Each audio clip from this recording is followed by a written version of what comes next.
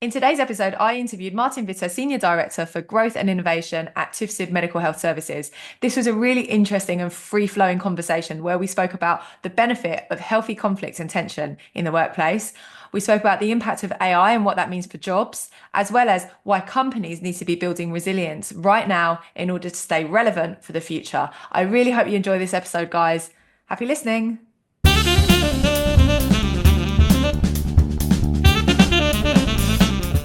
Hello, everybody, and welcome to another episode of Career Diaries by Elemed, the podcast dedicated to talk about careers in the MedTech industry. And today I'm excited to have Martin Witte. Martin, welcome to the show.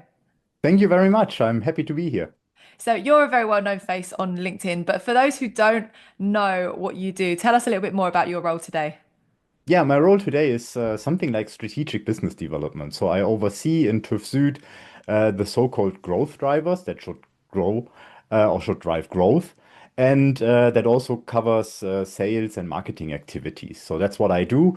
And I'm with the organization for 11 years and once started as an auditor and product specialist for high-risk devices and yeah, developed further into this role now. Really interesting to start as an auditor and end up sort of in business development, kind of sales and marketing type activities. Talk to me about that. Oh, well, I maybe it's my legacy, yeah? So I come from a family that has an electronics store, and as a little kid, I was playing around in this electronics store all the time and wanted to advise customers to get the proper CD player or whatsoever. Yeah, I was 10 years old. It was in the end, it was the beginning of the 90s. Yeah, people Mhm. still had the CDs. And I kind of got into this understanding customer needs and finding solutions for those and Mhm. also offering those to customers. And I really, really like that. And I think in business development, you need to understand what the market wants and what the market needs. Mm. And I kind of have this intrinsically in me. Yeah, yeah, that's really interesting because you've obviously got the technical background, but then you're also kind of in this role where you're like able to connect to the customer and kind of oversee market trends. And we've had so many interesting discussions about different things that are going on in the market. But today we're talking about conflict, which is actually almost like counterintuitive, right? It's why are we on a podcast talking about conflict? But Martin, why do you think that this is an important topic for us to be discussing today? Oh, let's look at me personally. I Yeah. try to avoid conflict, yeah, in personal as sometimes also in business relations, because I think conflict is something that we all feel a little bit uncomfortable with. Mhm. However, conflict, and when you also take the word tension, can it really bring us forward? And if you, for example, look at at a piece of metal that you want to polish, that only works when there is friction. So all this makes perfect sense. So tension, friction, and conflict is something that brings you further and that also brings better solutions and takes into account the viewpoints of different people. And in my mind, that's still, or maybe that's the thing that we need for the future. Hmm. Hmm. So in terms of like going deeper then on the topic of conflict, how did you even discover it and sort of like at what point was like your aha moment of actually this is something that we really need to spend time doing? Yeah, so I went through a organizational development training over the last couple of months, or let's say 18 months, yeah. Mm. And during that, I figured out that organizations need to create this space for discussion. Not endless discussions, not pointless discussions, but real conflict, real bringing up concerns and coming to solutions together. And I was interested in this for quite a while already, and had always eaten up books like Reinventing Organizations, and now with this organizational development training, and also some other things like Five Dysfunctions of a Team. You easily figure out that without proper conflict, you have this idea or this illusion of harmony, but that will not bring you further. Hmm. That will not help you to become better. And that's actually something I figured out in the teams I led. And I led teams up to 40 people. So I had quite a diverse group of people working with me. And I think there it was quite obvious that due to the different roles and different personalities, open communication and open conflict is actually what is necessary in order to lead such a group. So what does conflict actually look like? Because we're talking about conflict in sort of like in a positive light, right? So what are some of the things that you would be looking at and seeing in order to say, okay, this is like a positive type of conflict as opposed to like a Mhm, negative conflict? mhm. So, okay, first of all, the positive and the negative part of conflict or kind of conflict. Yeah, a negative kind of conflict is obviously focusing on the person, so Hmm. the individual, and focuses on maybe their behavior and making themselves responsible for how they behave without taking into consideration any of the environmental factors that lead to that behavior. That now sounds a little bit abstract. I totally get that. But if people have an unhealthy or a toxic conflict, then they shout at each other, but on a personal level. Maybe it's something like you might have with your spouse, yeah? Hmm. If you have this unhealthy conflict, then you get into this personal thing. You really sometimes you do this, you hurt people, Hmm. and that's unhealthy. That's Hmm. really not good because that is destroying trust. Healthy conflict, on the other side, focuses on solutions, yeah? Maybe you hear about something or someone explains to you something or has an idea, but you're not really convinced. And now, what do you do? Do you say, hey, you're stupid? That doesn't work. No, maybe not. Maybe you come up with a different perspective and work with the person with the idea how to make their idea better in order to find a common approach to the problem that other person has identified. So I think healthy conflict is solution focused, unhealthy conflict is emotional. Hmm. Hmm. So why do you think, I mean, it's all making sense to me. So, I totally get, the analogy as well of like metal friction makes something better, makes it polished. And also sometimes, having like differing points of view becomes really, really important in developing a really solid product, right? And to your point about voice of the customer, customer feedback, you want that loop in order to continue to improve. So it makes sense. But why do you think then people sort of like fear having an opposing view or giving kind of like sometimes like a negative in inverted commas for those who are listening on podcasts, a negative opinion about something, what's your opinion on that? Yeah, I believe, especially in hierarchical or strongly hierarchical organized organizations, um, we learned that our superior or the manager of our superior knows how to do things. Yeah, Mm, they typically are the ones deciding. And I think with that comes a reluctance to openly voice concern or to actually go into conflict.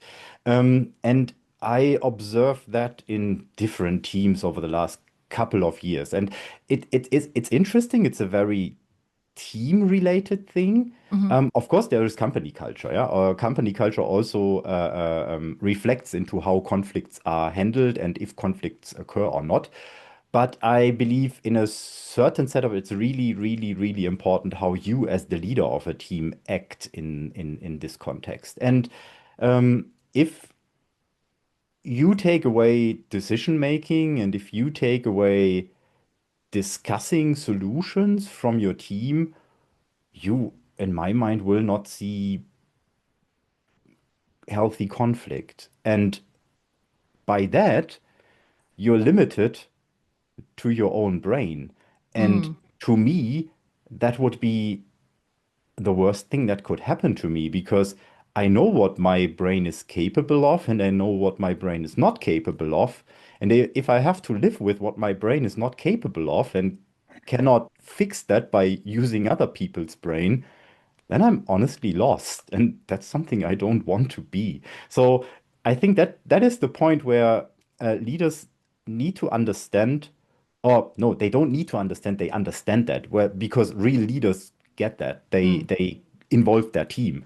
So they don't need to learn that. But um, they intrinsically do that. And that, in my mind, is something that we've seen over the past couple of years, also in literature, that organizations should be set up like this. And we had this new work wave before and after or during COVID.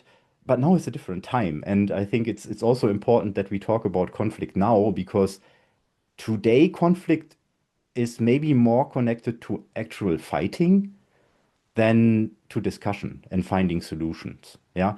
The I think compromise is something that is, at least in our culture here in Germany, has not been seen as something positive, but rather negative. I don't know how that is in the UK, but what I read from the news, it's similar. Yeah, that we see we don't find solutions anymore, but we just want to make the point that we disagree. Mm, mm, And that's then we stop. mm. Then we stuck. I think it's also really interesting because, you have different generations coming through the workforce. Yeah. And, I'm a millennial, giving away my age. But, millennials, are very, very different to kind of, the earlier generations. And then the Gen Zs that are coming through, their approach to just hierarchy and authority is also really, really different.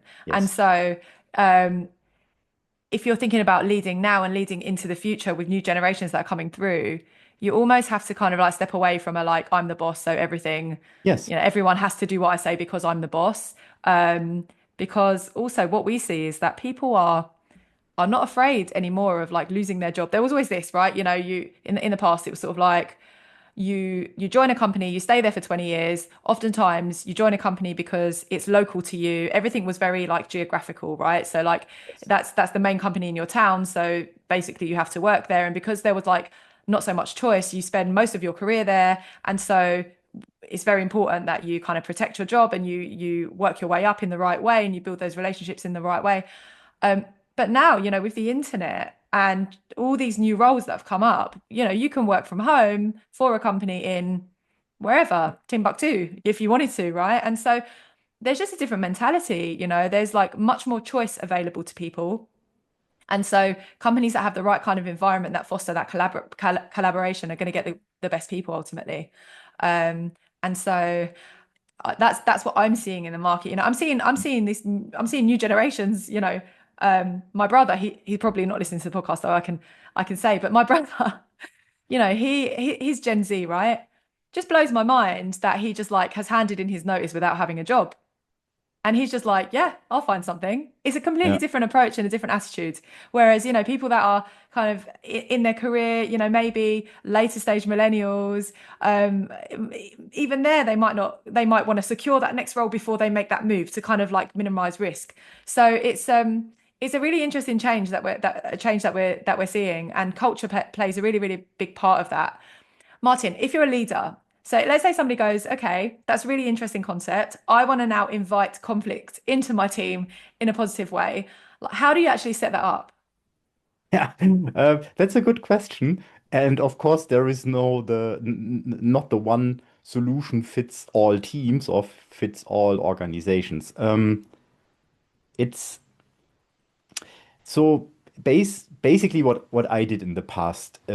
I created a framework where concerns can be raised. Yeah, so I think it's important that as a manager or leader or as a superior of a group, you have your job is to create frameworks. Your job is to set rules and also to be an example. So if you, for example, you have a team meeting and you start with the first 3 minutes and maybe do something like voice a concern. Yeah, so and everybody in the round can voice a concern. That could already stimulate this idea of, oh, it's obviously welcome that I openly talk about something that concerns me. And I must say, the concern must not necessarily be a work-related concern. Yeah, I mean, we are all human beings. We have this private part. We have the everything that happens outside of work, so political or geopolitical, and we have the work-related things. So everything happens in our brain after each other or in parallel. And my brain is not totally switching off when I'm at work with things that happen outside of work. So I carry this with me. And if I have a concern, if something is on my, I don't know, on my mind that hinders me to be creative or something, then why don't I openly talk about that? And that comes to vulnerability. So as a leader, you need to show that you don't know everything. Maybe as a leader, you could also start a meeting with, I don't have a clue about blah blah blah. Can you help me? That's bringing this foundation, and the foundation to conflict is trust. And you can read that in every book, and that's so, yeah, I mean, it's just words, but if you do not trust in being in a safe space when raising a concern, you won't raise the concern. So the job of the leader is to create the safe space. Hmm. Hmm. And So, that happens with rules and defined spaces. Yeah. so do you think trust comes before conflict or as a result of having Yeah, conflict? yeah, that's honestly a difficult question, but because you can go through a conflict and then you learn something about the other person and how the other person behaves in a conflict, and that the other person is not attacking you, but the technical thing we are talking about. Um, that can actually create trust. I must say, without a little piece of trust, it doesn't work. Mm. Yeah, and it's interesting because I thought about this 2, 3 days ago, and I thought, well, there is some rules, especially in the German workers' law, that save you from being kicked out Yeah, yeah, immediately yeah. if you don't do really something bad. Yeah. Mm, mm, But that's then the unhealthy part of a conflict. Yeah. So basically, you are protected by law that when you're raising a concern, you typically cannot be kicked out mm, easily. mm. And that's interesting. Yeah. It's interesting how the framework, work law, already creates a, a kind of foundation for this trust without being a human being trust, but a law trust. Yeah. You don't need to be afraid of being kicked out when you raise a concern about something. Mm. And I kind of like that. And that only became obvious to me a couple of days ago. It protects people. And that is something that is good. But that is only the very low level of trust. So you need to build trust as a leader. Yeah. Hmm. You need to do that. Hmm. People need to trust you that you don't shout at them, you don't kick them out, you don't rip off their head, which never happens, but people are afraid of that. We are still animals. It's really interesting when you talk about like different countries because obviously the recruitment that we do is global, so we see how it looks like country to country. I always talk about it kind of our view is sort of like if you imagine a tapestry, what we see is like the whole picture, all the different colors and the whole pit, whereas like an individual in their role, in their company, in their country is probably following like one color, one thread through that tapestry. And it's really interesting because I'm going to generalize here, but Germany has this culture or this reputation for having this culture of like being overly hierarchical, in Yeah. organizations, there is that hierarchy that you have to respect. But Germany is also the country that is the most protective of its employees. I mean, France Mm. is also one of those, but Germany is also very, very protective of its employees to your point, where, the employees, they have a lot of rights in Germany if they're working in a company. So it's just interesting that juxtaposition Hmm. of like a hierarchical culture traditionally, but actually a lot of safety on the other Yeah. side. Why do you think that But is? that comes together, I guess. Yeah. So if you look at the industrialization age, yeah, uh, or also, let's say, till the 80s, maybe. I'm not too much of an expert in social theories, but let's say in the beginning of the industrialization or during industrialization, it was just human resources. Mm, the really the term human resources, Mm, and you were using the resources as much as you can. And over time, still we have this term of human resources, but and yes, they are resources, but you don't use them, let's say, mechanically. mm, Of course, yes, there is production and then you need labor. Totally understood. But in the space we are working, especially looking at AI tools that will affect brain work heavily over the next couple of years, especially in our space, the creativity and using your brain to find solutions, that with that you need to treat people differently. mm. Otherwise, you will not have that creativity. You will not find solutions other than the ones that ChatGPT can spit out. Yeah. The standard ones that you can immediately see is ChatGPT generated nowadays. Yeah, yeah, yeah. And it's interesting how much of that you see in the Mm, world mm, and how weak some of these solutions are and how good some other solutions are. mm. They do maybe 70% of what you need, and then you just do it. So going slightly off topic, but I do want to touch on this because you also said, like AI is going to impact our space. How do you see it impacting our space? I think, and that's the interesting part. I had a very nice lecture 2 weeks ago about resilience. And it's not about human beings being resilient to something, but organizational resilience. Hmm. So how is an organization becoming resilient? And now you might think, why is he talking about resilience? We talked about resilience 5 years ago. Yes and no, because resilience is something that you need as an organization all the time, Mm. because your environment changes all the time. And AI is the big change that none of us totally understands where it ends. And that is the interesting part, yeah. Look, how long is the internet around? When Mm. when Elena, when did you have your first modem? I do remember the days when to connect to the internet, like you weren't allowed to make a phone call because like somebody else was connecting to the internet. Yes. So I remember those days. So mine was in 1996. Hmm. Yeah, for Christmas I got a modem and I was 16. So since then we have this around for so many decades and it totally changed our life. Yeah.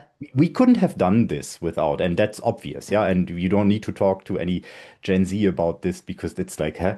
It's like for us books, yeah. It's just there. Nobody has invented it. It was always there. But if we look at AI and we see where we are now and how 10, 15, 20, 30 years can change things so dramatically, it's to me obvious that we will see such a change again.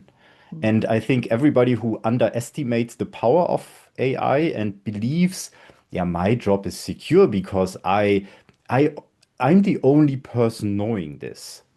Yeah, forget it.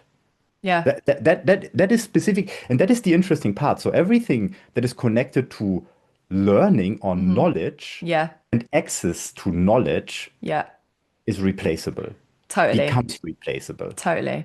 100%. I mean, this is the thing, right? So, and I think in our space, you go to conferences and they say people won't be replaced by AI. People that know how to use AI will be replaced by people who don't. Yes, but to your point, I think in our space, the really, really good people have always been the experts, right? Considered experts because they have certain knowledge, very deep understanding that other people don't. And so therefore they can advance their career, they can become a very high, well-paid consultant because they have, to your point, this like access of knowledge that other people don't have. And with AI, at least what I'm seeing is that this information is becoming widespread and readily available. And so it's not about what you know anymore. or it won't be about what you know, because everyone will be able to access that information. It will be about how well can you think critically about the information that's being provided. It will be about all the other things that make you human, right? So like how well can you network? How good are your relationships with other people in the business? How good are your critical thinking skills? And then on the technical side, like can you write good prompts? You know, it's not going to be like can you answer this technical regulatory affairs question? And so that's where, you know, if I was to project into the future, I think people need to really start building those soft skills, those transverse skills in order to really differentiate themselves. Because I see departments not being as big as what they are right now. I see companies saying, hey, we don't need a team of 20 people anymore to do it. We need a team of Yes. five with really, really good people that know how to use technology. And I think that is the shift that's going to be coming that people aren't prepared for. And it's interesting that in let's say the European societies where the birth rate is quite low, that is the only way to go. Yeah. Yeah, I mean, where if we look at Germany, for example, it today has the biggest population of employed people ever. There have never been so many people under a work contract like it is now.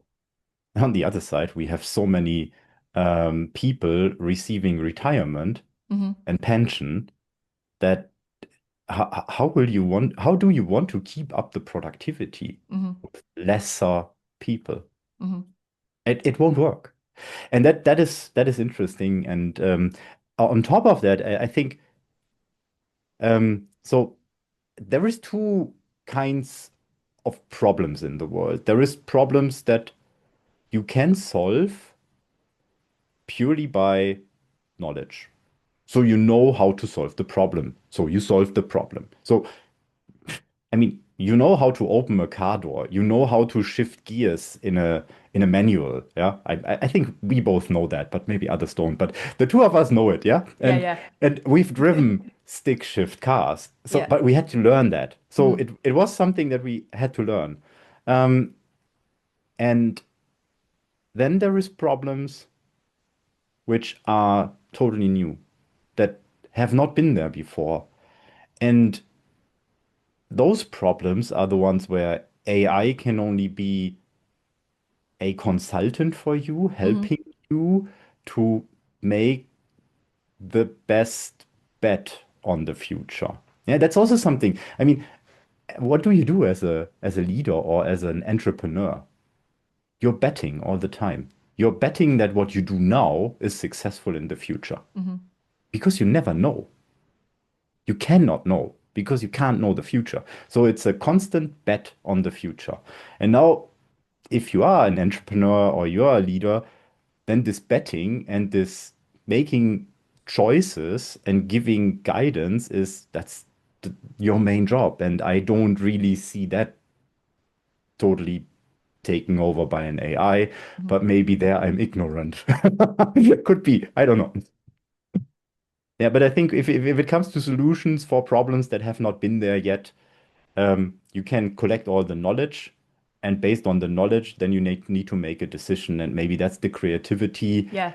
In the end, us human beings still make superior to AI. Mm. Do you think though that I AI hope. can get to the I point where it's more creative than humans in that sense as well? You know, Yeah, what is creativity? I mean, we can we're totally going really, really deep transform. now. We're going so deep, Martin. If you ask an AI to draw a nice picture, yes, okay, it can draw a nice picture, but why is that creative? Mm. Yeah. And maybe that's also interesting when you think about innovation, yeah. When you think about really successful innovation, um, and connecting to what I said in the beginning, that I was able to find solutions to problems that people wanted to be solved, it's not about what they express. It's what they don't express. Mhm. You need to find the solution for the things the people don't express. When you write a prompt, you express yourself. Mhm.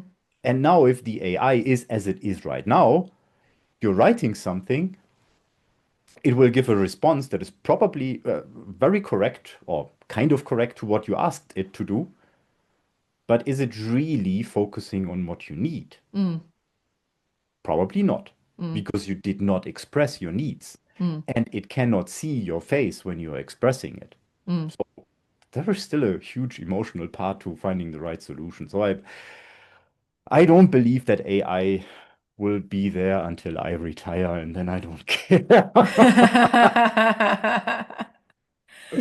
But I still have 22 years to go.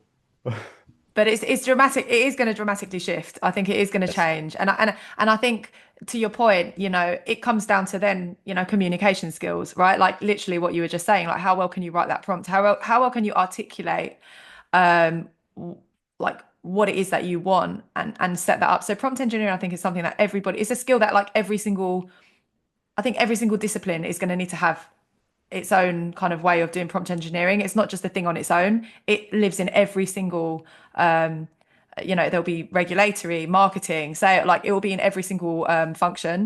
But I do definitely think that companies will not need to be as big. They won't need as many human resources, right? They will need humans to do work that only humans can do.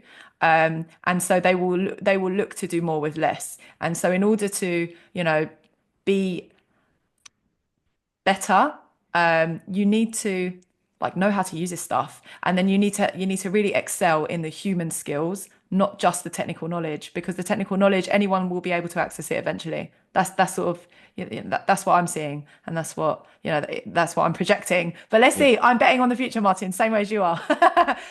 We should revisit this in 10 years and see where we are. Yeah, I'm looking forward to it. But let's come back to conflicts because it's been really interesting you talking about kind of like the benefits of conflict and why companies should be actually embracing this. But can you give me like a real tangible example of a time where conflict has actually helped move something forward for you personally in your experience? Hmm. So I need to do it a little bit abstract to not disclose any secret information. But Hmm. I once had the idea of a service offering. And how that is typically handled is, yeah, you have an idea about a service offering, especially in the regulatory field. It's like, service offering in the regulatory field? It's very obvious. I want a CE mark. Mm, But I think here it's interesting also connecting to what the customer really needs, to understand their needs. And so I had an idea about the service development. And how that typically is done, uh, is that someone has an idea, then they develop something, then they come up with the idea, maybe present it to a decision-making board. They say, yeah, that's fine.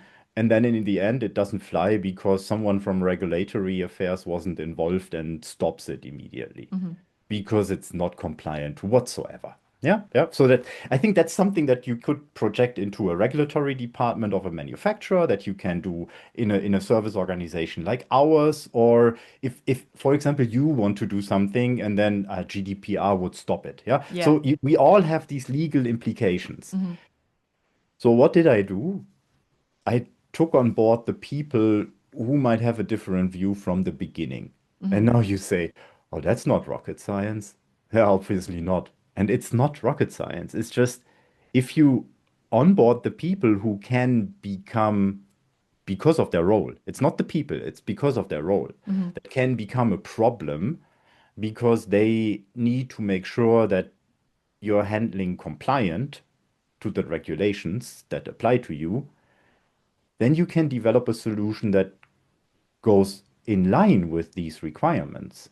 So we had the idea of the service, and I brought that up to their attention. And I said, I want to create this project team. And they were quite surprised that I involved them early. And they were also very happy. mm, So that was actually the foundation that I created for trust. Yeah. So there was a trust foundation. Then we discussed my solution. They came up with some points that they thought need to be done differently. And we had quite a good conversation about this. Even though I don't agree to everything, we mhm, found a solution for everything. So this was not about finding consensus, but to find a solution that everybody can work with. mm, And in the end, we got it, and it was well perceived from the market. So that is actually something that I thought was a very successful. project. And after the project, you still have this good relationship to the people in the project because you know that you can move something together in the right direction. Mm, And now some people might now say, well, that costs too much time. Yeah, I'd like to disagree here because yes, it might take time, but if the solution is better, then the time is well invested because if mhm, the solution would not fly in the end, I don't have any solution. So I don't have anything. And that's why I'm sometimes a bit surprised if people say, yeah, no, we can't talk to other people about things because then it just slows down. mm. Yeah. But then, on the flip side, like if you're not in particular, I think it's a really smart idea to get the people that would typically object or like have issues. And you want to bring them out really early on so you can, to your point, like come up with solutions and address them. Because otherwise, on the other hand, you end up developing something, let's say it gets okayed, you take it out to the market and then it fails then anyway, because you haven't really had like a well-rounded process in coming up with the original solution, because it's just to your point at the beginning, it's just all your brain, Yeah. and you don't see what you don't see, and you don't know what you don't know, and actually having those dissenting voices at the table and people that are coming at it from totally different perspectives with different priorities. If your solution then passes all of those tests, then you're basically on a good way. So yeah, that's really interesting. So actually your advice then is to like actually invite conflict or invite like tell me if you have a different opinion, like and actually ask people to give you that feedback early on in the discussion. Yeah, not at the in the coffee kitchen, but in the meeting room Yeah. or in the Teams or Zoom room. Yeah, but not afterwards. That's an important point. Why do you say that? Because only then it's transparent to everyone. Yeah. I mean, what I can do is I come from, but no, that's also an indicator for low level of trust and no conflict. Yeah. So if people only talk after the meeting Mm, or behind your back about your ideas, then obviously you have a problem. mm, If people raise concerns, then you are in a good way or maybe already in a very good situation. mhm. So Um, it's here, it's about transparency. I don't, I've, during university, I was I did some lectures for mathematics, and I found it always very, very funny that in the end, after the lecture, people came asking questions. And then I was always like, why don't you ask the question in the auditorium? Because maybe other people have the same question. By asking the question, we can help others to understand and to become better. So all these people coming afterward, it was always the same people, by the way, asking questions. I really didn't get that. And you sometimes see that also in organizations when it comes to bigger meetings, that mm, sometimes you observe this behavior too, that people come to you afterwards and giving you feedback, and yeah, I didn't want to bring that up in the big round, and then I ask why. mm. What's the reason why people don't? They are afraid of losing their face. Mm, They don't want to be seen as, I don't know, extremely sad, stupid. mhm, Yeah, they are afraid of losing their face. mhm, mhm. Yeah. When And I think actually, that's yeah. something you see everywhere. Yeah, yeah. I was going to say most of the time people don't know, and they pretend that they know. But oftentimes they don't, and yeah, it's asking the basic obvious questions. And sometimes I think where I've seen it done well as well is like as a leader, if you think there might be that question, actually asking it. And then oftentimes you'll find other people will go, yeah, I also had the same question. Yeah. Oh yeah, I also didn't know the answer. So it's being vulnerable in that context as well and opening yourself up to that vulnerability can also allow then that to flow. You spoke about five dysfunctions of a team. What did you Yeah. think about it? I listened to an audiobook and I read they have a manga style of the book. That is quite fun to read. And it was a principle in a leadership education that I did 2 years ago. No, 1 year ago. And I think there is it's a funny book, yeah, because the idea of this external CEO being put into a tech organization and then all the time people complaining about her not knowing what she's talking about because she has never worked in tech but only in automotive. And she always comes up with, yeah, but you're also only human beings, and automotive is also kind of a tech organization. And it's so interesting and so funny. And what you see at this level of directors that there is no team spirit. That's an interesting observation. And also in the book where they have this statement of, or where she makes the statement, who of you has a really good relationship to their team, so that is under them, Hmm.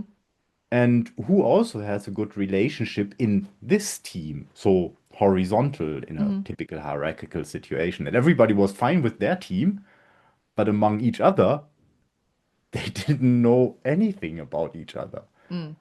Mm. That's kind of interesting. Yeah. Yeah, yeah. And that's about like that you have to build that network as well, and you have to Yeah. build uh that horizontal trust as well. Yeah, what do your Um peers do? Why do they do that? And how yeah, can you maybe support them? Also, yeah. a nice question in the book is, um, when did one of you offer resources to the group of a different team member? Hmm. And the people were stunned. They were like, "Huh? Why should I offer my R&D people to help in marketing?" Yeah, why not? If marketing or selling is the problem that we have at the moment and we do not have enough resources in marketing, maybe offer resources in marketing Mm. or offer resources helping them. And that's a very interesting approach in the book, and that I really liked. Have you applied any of that?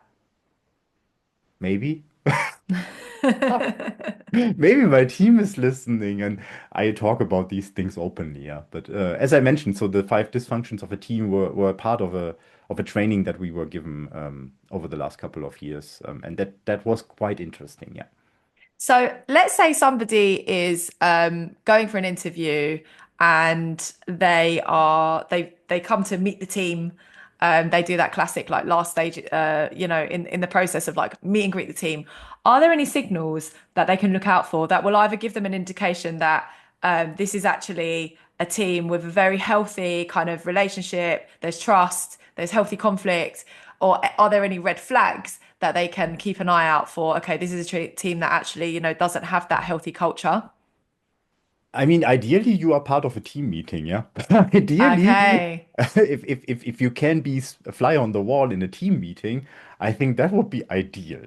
Mm. Even though it's an observer situation and the team might behave differently if a fly is on the wall. But yeah, in an interview situation, I think you could actually directly ask that. So Mm. what does conflict mean for you? Hmm. Or Good how question. do you handle conflict? And then it becomes interesting what the person says. Yeah, either they see conflict as something negative, and then they will typically give you an answer like, yeah, when we have conflict, then we need to talk about it, and then we need to find a solution for it. And if someone doesn't agree, we need to tell them that they need to follow. Okay. Okay. Hmm. Yeah, maybe that's not such a good approach to conflict. Hmm. If they elaborate about conflict being something that helps them to become better, then yeah, maybe that's a 10 out of 10. Hmm. Hmm. And Yeah. do you think that part of this is cultural? So like the conversation that we're having today, do you think it would work in Asia, for example? Yeah, I would say it works everywhere because there is always human beings involved. And Hmm. yes, there is cultural influences. Totally.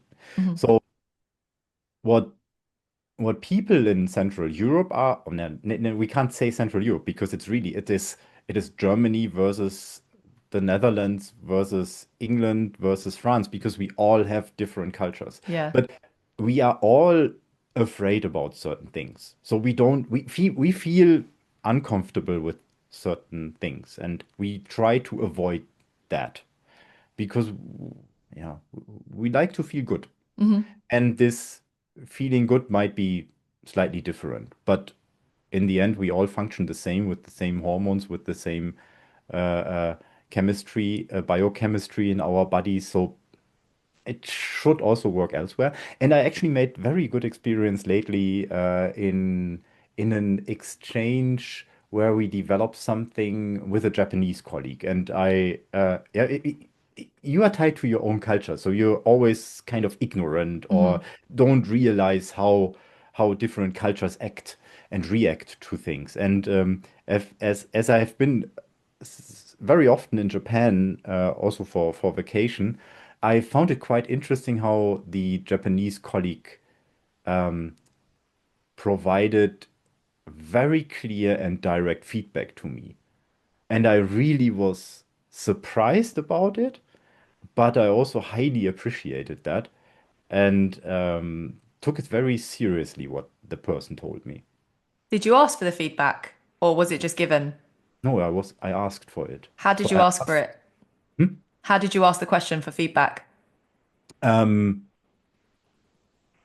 So we had a meeting about an idea that I had, and I presented the idea to regional representatives, and those regional representatives were then asked to provide feedback to it. And then a couple of days later, I reminded them by email that yeah, here I like to get back to the meeting we had, and I'd like to give you feedback in order to make my idea or my approach better and workable for you, because you in the end will need to work on it or with it. So I'd like to find a solution that works together with you, and that actually opened the door for a very constructive feedback. Hmm.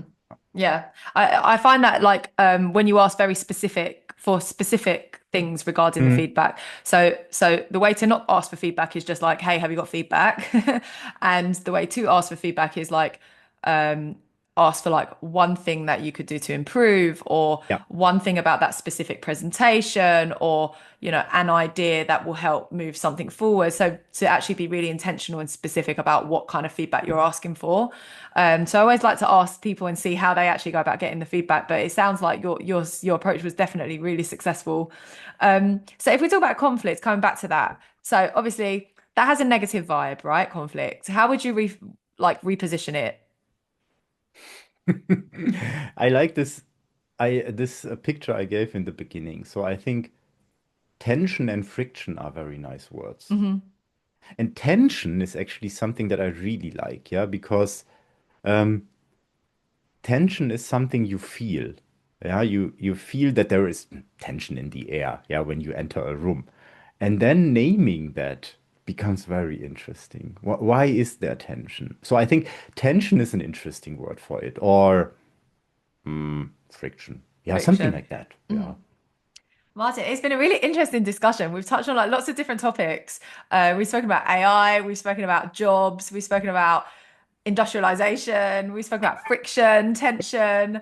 I've got one last question that I want to ask you, which is what is the legacy that you want to leave on the world? Well, the people, let's say, work, yeah, because the legacy that I want to bring to the world, maybe after my work life, I don't know about that. But in work context, I like to be remembered as a person that created a healthy and trustful environment for people to speak up. And I want them to express their concerns, but also their feelings, and don't shy away from openly talking to me.